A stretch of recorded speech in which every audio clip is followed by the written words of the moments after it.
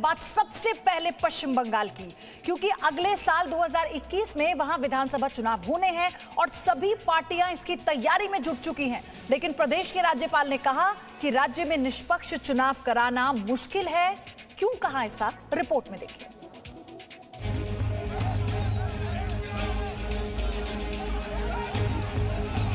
पश्चिम बंगाल में विधानसभा चुनाव जैसे जैसे करीब आ रहे हैं, यहां का सियासी पारा भी चढ़ता जा रहा है। पश्चिम बंगाल के राज्यपाल जगदीप धनखड़ ने कहा कि चुनाव कराना मुश्किल है। राज्यपाल होने के नाते मेरा दायित्व है to preserve, defend and Indian constitution, और ये बर्दाश्त नहीं हो सके। Political violence, political killings, bombs का उपयोग फ्रीली होता है। कोई अंकुश नहीं कि बम कहां बनाया जाता है। कितने लोग हताहत हो चुके हैं, आखिर हम जा कहां रहे हैं। वैसे तो राज्यपाल पहले भी ममता सरकार पर सवाल उठाते रहे हैं। पंचायत चुनाव के दौरान हिंसा का मामला हो या बीजेपी कार्यकर्ताओं की हत्या का, हर बार राज्यपाल ने न सिर्फ ममता सरकार को कटघरे में खड़ा किया, बल्कि अधिकारियों पर भी आरोप लगाए। लेकिन इस बार मामला बेहद गंभीर है।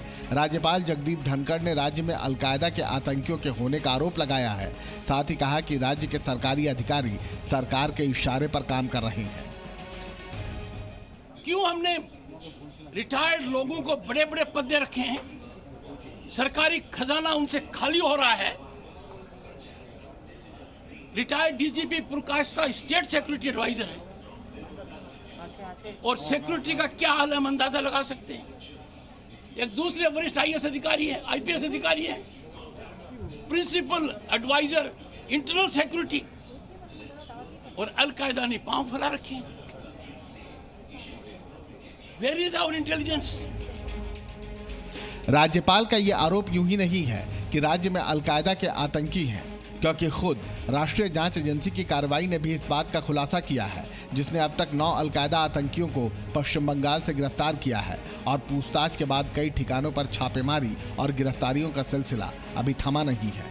पश्चिम बंगाल के 4 जिलों मालदा, मुर्शिदाबाद, उत्तर दिनाजपुर और बीरभूम से गिरफ्तार आतंकी न सिर्फ गरीब लोगों को आतंक की राह पर लाते थे, बल्कि उनको प्रशिक्षित भी करते थे।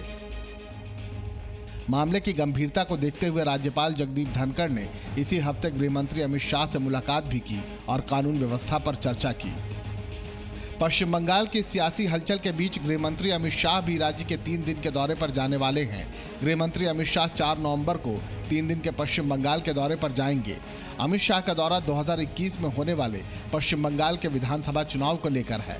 इस दौरान अमित शाह बीजेपी संगठन की कई बैठकों में शामिल होंगे। साथ ही जिला और बूथ स्तर के कार्यकर्ताओं से भी चर्चा करेंगे। आगामी 5 और 6 तारीख दक्षिण बांग्लाয় 2টি বৈঠক নেবেন কার্যকর্তাদের মাননীয় অমিত শাহ। जेपी नड्डा नॉर्थ बेंगले করেছেন, साउथ बेंगले अमित शाह করবেন। कोरोना संक्रमण से ठीक होने के बाद अमित शाह का ये पहला राज्य का दौरा है।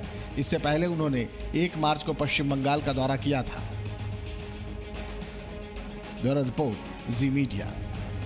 Presenting B News app, available on Google Play and App Store. Download it now.